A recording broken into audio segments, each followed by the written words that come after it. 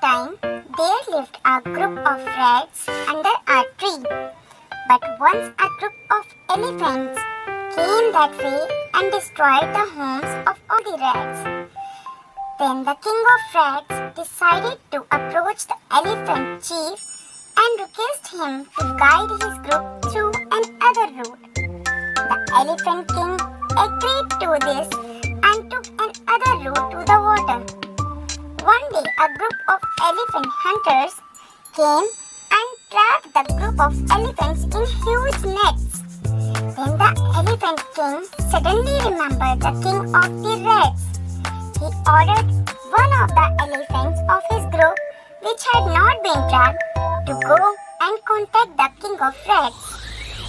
On listening to the elephant, the rat king took his entire group of mice and they cut the nets which trapped the elephant group. So the elephant group was totally free. The moral of the story is, do good, have good. If you like my video, like, subscribe and share.